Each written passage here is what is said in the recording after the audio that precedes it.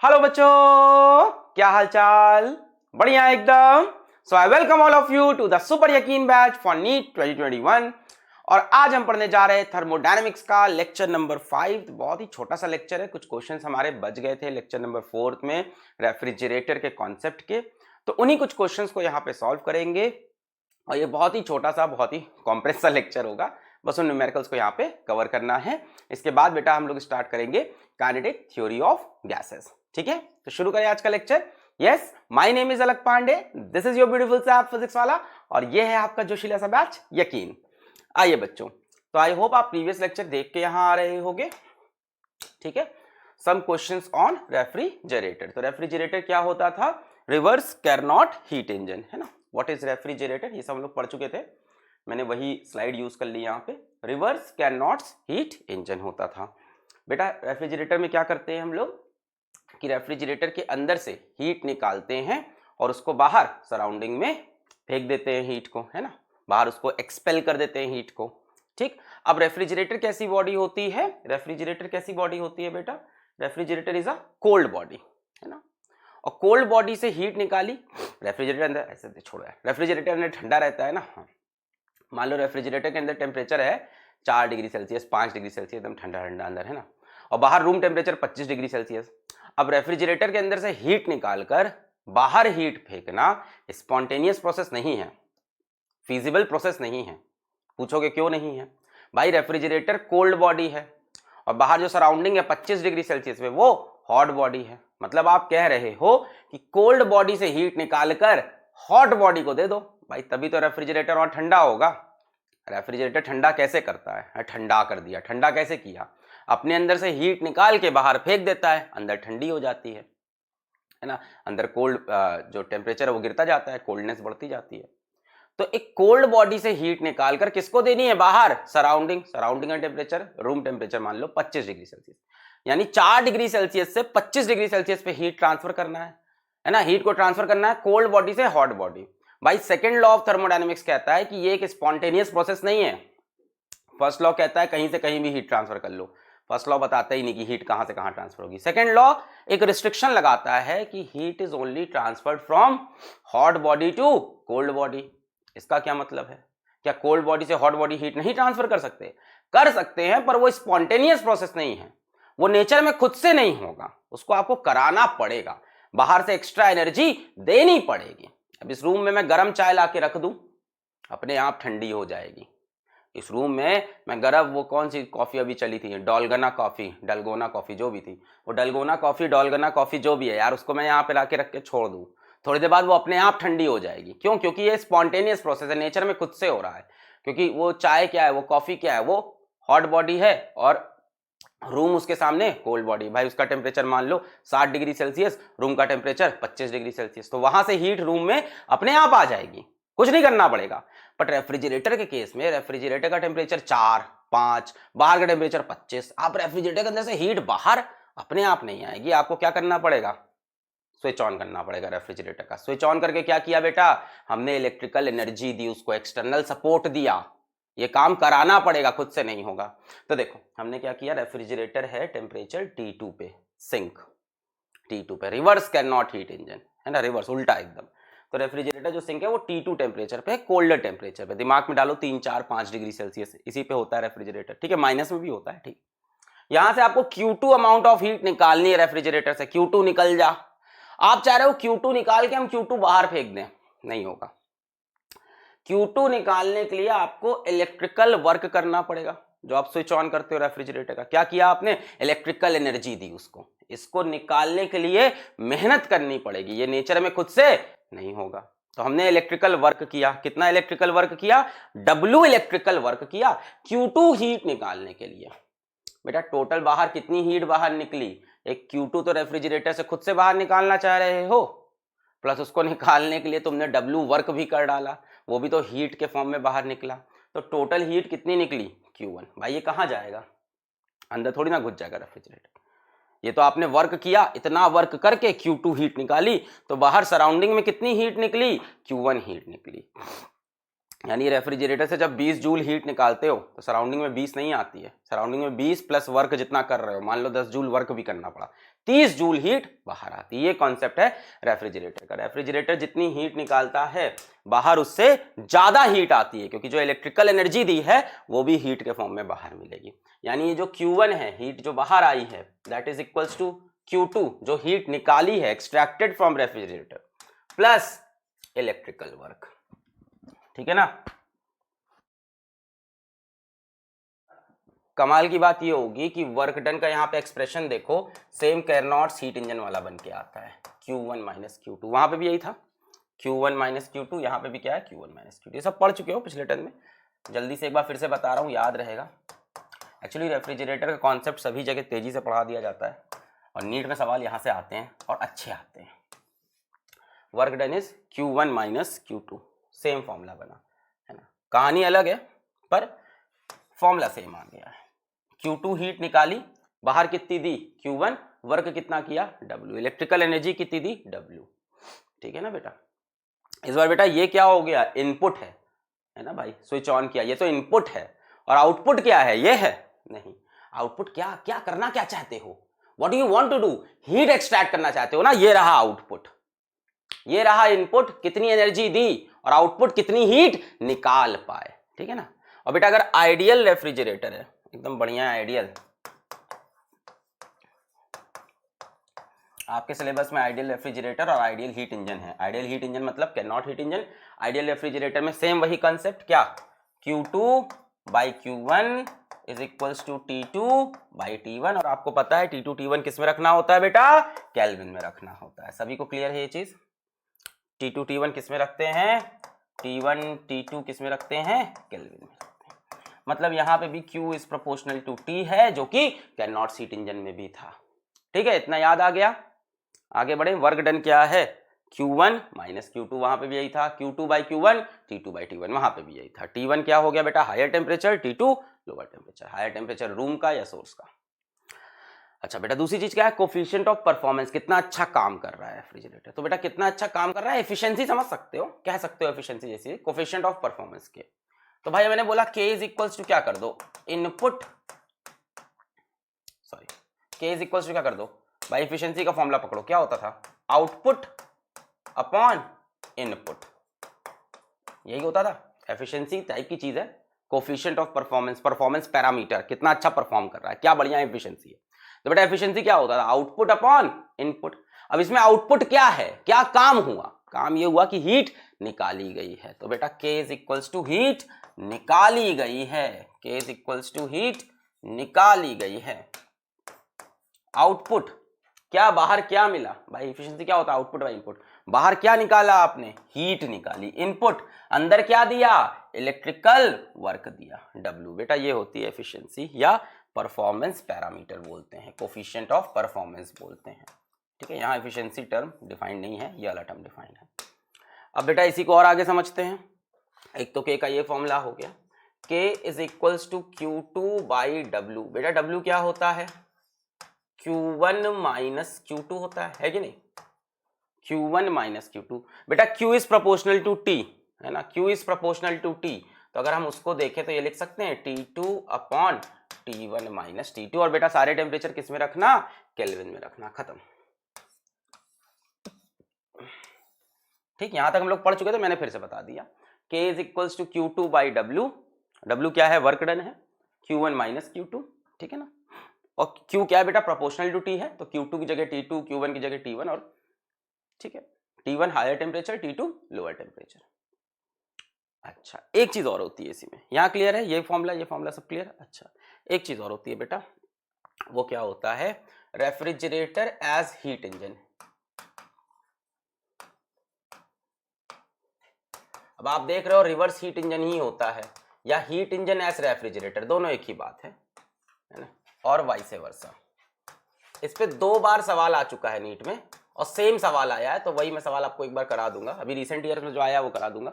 2 बार same सवाल इसी concept पे पूछा गया है।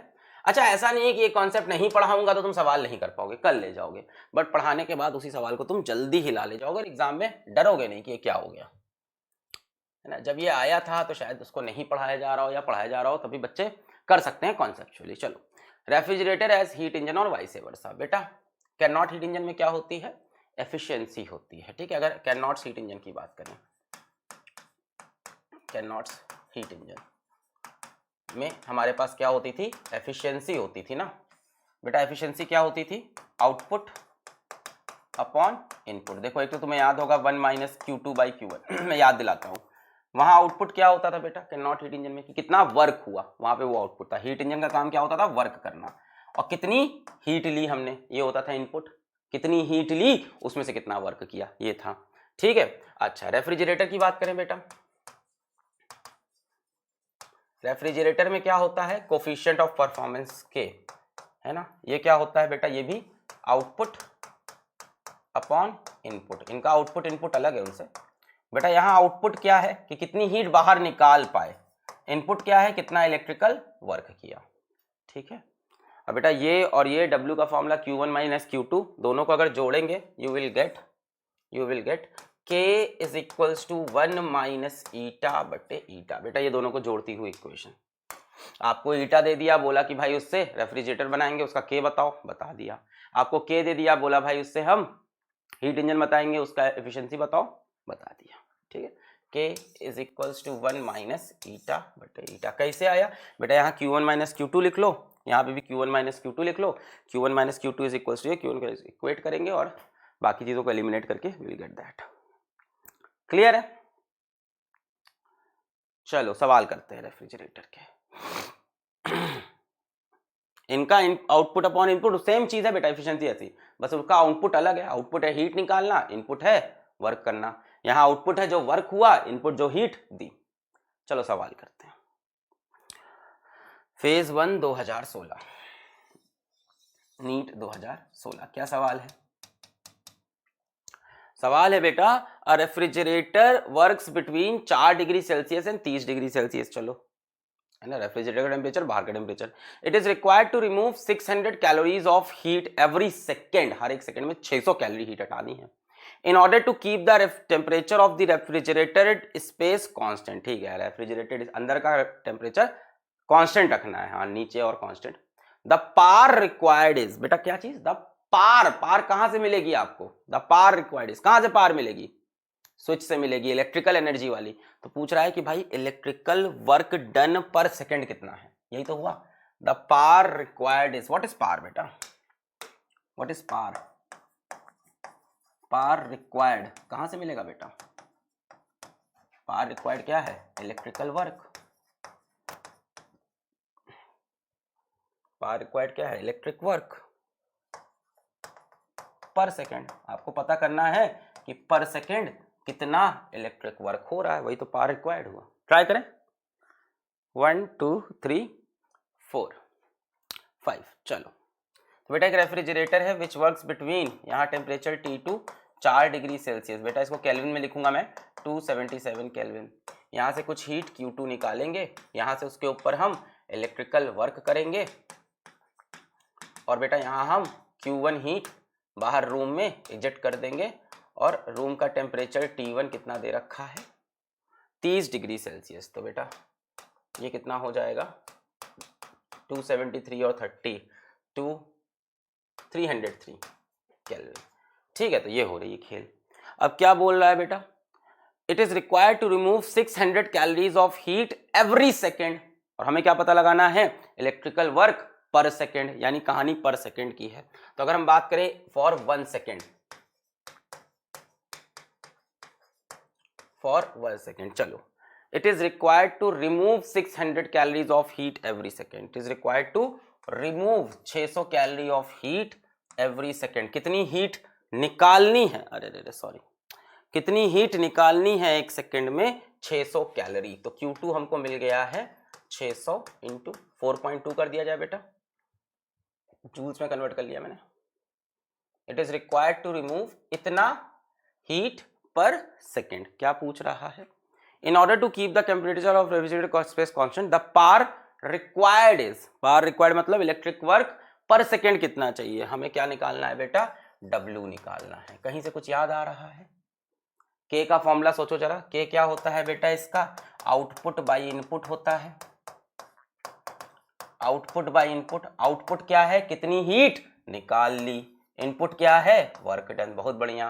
और बेटा के का फॉर्मूला क्या है, T2 upon T1 minus T2 is equals to Q2 by W। खेल खत्म हो गया बेटा। W चाहिए होता है हमें, देखो W तो मांग रहा है इस सवाल में। The power required is, power required मतलब इलेक्ट्रिकल वर्क पर सेकेंड कितना चाहिए। पावर बाहर से ही तो मिलेगी, पावर क्या है, work done per unit time. बेटा बस फॉर्मूले में सब वैल्यूज रखेंगे, T2 upon T1 minus T2 is equals to Q2 upon W। T2 कितना है बेटा 277 अपॉन T1 माइनस T2। अब बेटा डिफरेंस तो चाहे सेल्सियस में लो चाहे केल्विन में लो एक ही चीज होती है। तो T1 माइनस T2 डिफरेंस देखो 30 माइनस 4 26, यहाँ से भी देखोगे तब भी 26 आएगा, upon 26 is equals to Q2 600 into 4.2 upon work. ठीक है, तो अपन को वर्क निकालना है बेटा। चलो स्टार्ट हो जाओ, शुरू हो जाओ बेटा। 277 को मैं करीब करीब 280 लिखूंगा, मैं अप्रोक्सीमेशन स्टार्ट कर रहा हूँ, upon 26 is equals to 600 into 4.2, point हटाया नीचे 10 आया, और ये वर्क मुझे जो चाहिए। चलो भाई अब देखा जाए, इस जीरो से ये जीरो मर जाएगा, इस जीरो से ये जीरो मर जाएगा, 6 से ये कटेगा, 6 7 जा 42, 6 से ये नहीं कट रहा तो रुक जाओ हाँ, और देखो किससे क्या कट सकता है, 28 और 42 7 से कट रहा है, 7 4 जा 28, 7 4 जा 28, 7 6 जा 42। चलो और 2 से कट रहा है, 2 2 जा 4, 2 3 जा 6। ठीक है, और 2 से ये 6 कट जाएगा, 2 1 जा 2, 2 3 जा 6। बेटा यहाँ से वर्क डन कितना हो गया, वर्क डन हो गया 26 इंटू 9, तो वर्क डन हो गया 9 6 जा 54, 5 9 2 जा 18 और 5 18 और 5 9 6 जा 54, 5 9 6 2 जा 18 18 और 5 हो गया 23, 234 जूल हो रहा होगा पर सेकेंड। बेटा यही हो गया पार, 234 जूल पर सेकेंड, यानी 234 वाट है ना।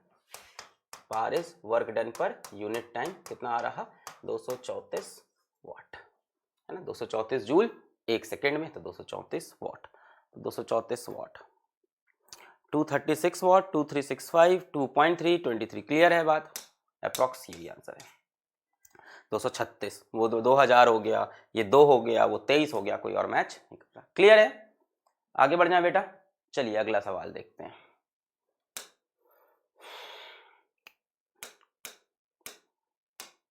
Next phase 2 2016, NEET 2016।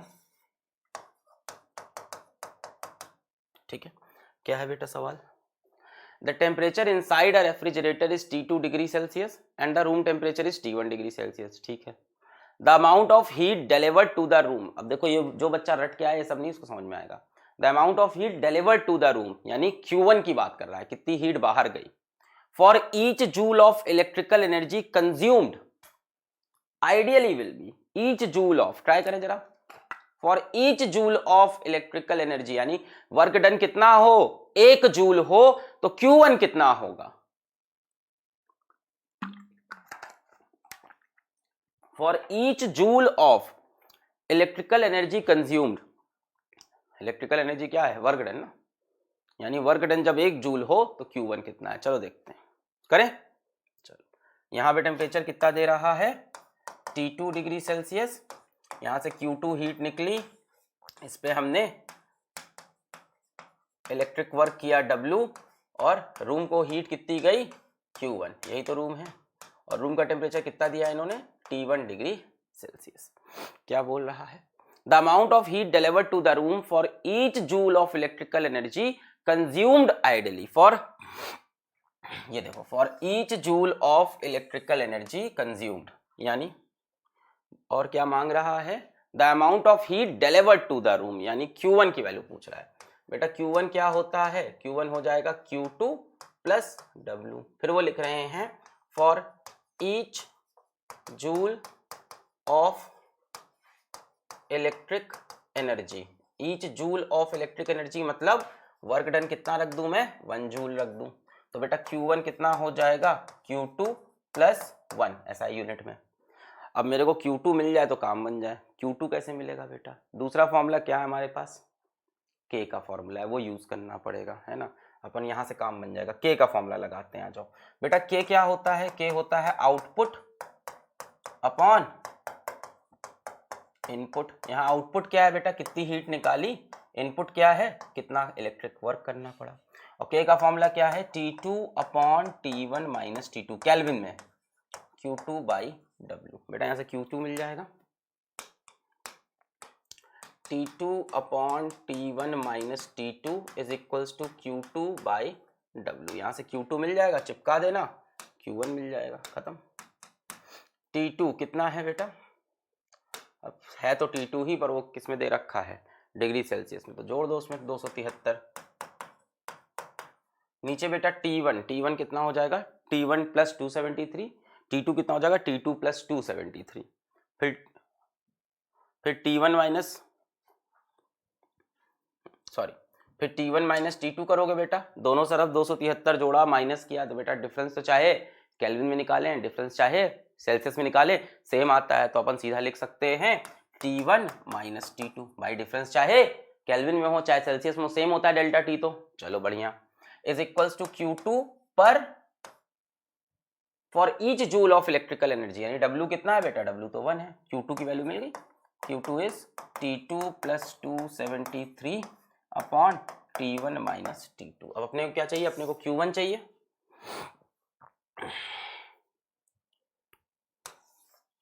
Q1 is equals to Q2 plus W। W1 हो चुका था, so Q1 is equals to Q2 plus 1। So Q2 कितना है बेटा? T2 plus 273 upon T1 minus T2 plus 1। तो बेटा एलसीएम हो जाएगा T1 माइनस T2 प्लस 273, और इधर भी क्या आ जाएगा? T1 minus T2। अब देखो T2 कैंसिल हो जाएंगे, क्या बचा? Q1 is equals to T1 plus 273 upon, that is the answer. Clear? T1 plus 273 upon T1 minus T2। T1 plus 273 upon T1 minus T2। चलिए आगे बढ़ा जाए बच्चा। चल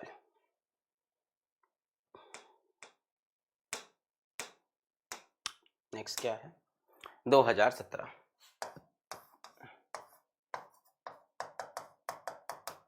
क्या पूछ रहे हैं? A Carnot heat engine having an efficiency eta of 1/10 as heat engine is used as a refrigerator। देखा, refrigerator as heat engine as refrigerator। If the work done on the system is 10 joule, the amount of energy absorbed from the reservoir at lower temperature is। बेटा ये तो मैं आप चाहूंगा आप खुद से करें, पॉज करके 1 2 3 4 5। चलो, A Carnot heat engine has an efficiency of 1/10। तो बेटा एफिशिएंसी दे रखी है, यहाँ तो डायग्राम बना लिया जाएगा। एफिशिएंसी 1/10 है, कितनी हो गई? 0.1 हो गई। अच्छा, is used as refrigerator। If the work done on the system is 10 joule, the amount of energy absorbed from the reservoir at lower temperature। ये लोअर टेम्परेचर है, T2 मान लेते हैं। यहाँ से अमाउंट ऑफ हीट एनर्जी कितनी absorb हुई पूछ रहा है। वर्क डन W है, और इधर हीट चली गई Q1, और यहाँ टेम्परेचर T1। ठीक है, इतनी चीजें हमने खुद से मान ली। अब क्या कह रहा है? If the work done on the system is 10 joule, the amount of energy absorb from the reservoir. अगर कह रहा है वर्क डन कितना है? 10 जूल, तो Q2 की वैल्यू कितनी होगी? बेटा वर्क डन Q2 कहाँ आता है? K के फॉर्मूले में आता है। और यहाँ पे देखो ये क्या बोल रखा है? Is used as a refrigerator, heat engine used as a refrigerator. क्या फॉर्मूला लगा दोगे? K is equals to 1 minus eta by eta. बेटा K क्या होता है? Output upon input. आउटपुट कितनी हीट निकाली यानी Q2, इनपुट यानी कितना वर्क किया W। 1 माइनस ईटा कितना है? 0.1 अपॉन 0.1। Q2 कितना है नहीं पता, W कितना है 10 joule. 1 minus 0.1 is 0.9 upon 0.1, point हट गया। Q2 की वैल्यू कितनी आ गई? 9 इंटू 10, 90 जूल। इतनी हीट निकलेगी, खेल खत्म हो चुका है।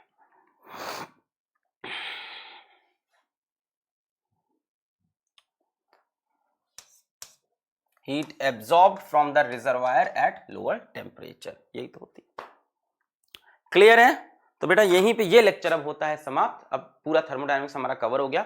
शायद कुछ छोटे मोटे कॉन्सेप्ट थर्मोडायनेमिक्स के रह गए हैं जो शायद इतने इंपॉर्टेंट नहीं है, बट उसको कहीं ना कहीं हम लोग LOIC left over important concepts के अंदर देखेंगे। तो इसके बाद हम लोग पढ़ते हैं, स्टार्ट करते हैं काइनेटिक थ्योरी ऑफ गैसेस। सो पढ़ाई करते रहें। All the very best.